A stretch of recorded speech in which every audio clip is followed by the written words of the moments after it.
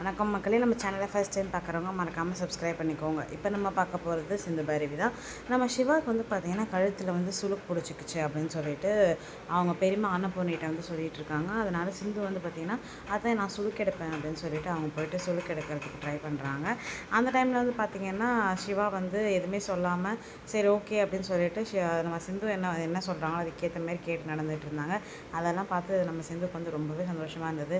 பரவாயில்ல டாக்டர், என் மேலே உனக்கு என்ன தான் கோவம் இருந்தாலும் கொஞ்சம் பாசமும் இருக்குதானே, நான் வந்து உனக்கு எடுத்து விடுறேன்னு சொன்னப்போ நீ எதுவுமே சொல்லவே இல்லைல்ல அப்படின்னு சொல்லும்போது நம்ம சிவா வந்து எதுவுமே சொல்லாமல் மௌனமாக நிற்கிறாங்க.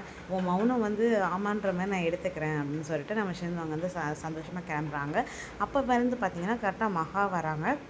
மகா வந்து பார்த்திங்கன்னா என்ன பண்ணிகிட்டு இருந்த என் பையன் கூட அப்படின்னோடனே, இல்லை டாக்டருக்கு வந்து கழுத்தில் சுருக்கு பிடிச்சிருந்தா தான் நான் எடுத்து விட்டேன். என் பையன் டாக்டரு, நீ டாக்டர் மாதிரி அவனுக்கு போய் சுருக்கு எடுத்துகிட்டு வந்தியா?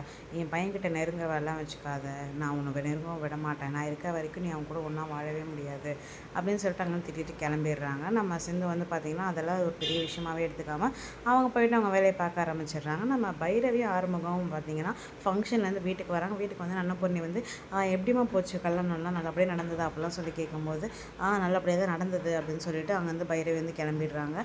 அதுக்கப்புறம் நம்ம ஆறுமுகத்துக்கிட்ட என்னடா ஆச்சு அம்மா ஒரு மாதிரி இருக்கா ஏதாவது சொன்னீங்க அப்படின்னோடனே, இல்லைம்மா ஃபங்க்ஷனில் ஒரு சின்ன பிரச்சனை அப்படின்னோடனே நடந்த எல்லாத்தையுமே ஆறுமுகம் வந்து அனுப்பிட்ட சொல்லிட்டு சொல்கிறாங்க. உடனே நம்ம அனுப்பணி வந்து ரொம்ப சந்தோஷம், அவளுக்கு நான் தான் சொன்னேன்ல அவளுக்கு மனசு ரொம்ப நல்ல மனசுடா, ஆனால் ஏதோ கொஞ்சம் கோவத்தில் இருக்கா, வேறு ஒன்றும் கிடையாது, கொஞ்ச நாளில் கண்டிப்பாக எல்லாமே சரியாயிடும், நீ வேணால் பாரு அப்படின்னு சொல்லிட்டு சொல்கிறாங்க. ஆறுமுகம் வந்து ஆமாம்மா நானும் நம்புகிறேம்மா அப்படின்னு சொல்லிட்டு அங்கே வந்து கிளம்புறாங்க. நம்ம சேனலை சப்ஸ்கிரைப் பண்ண ரொம்ப நன்றி.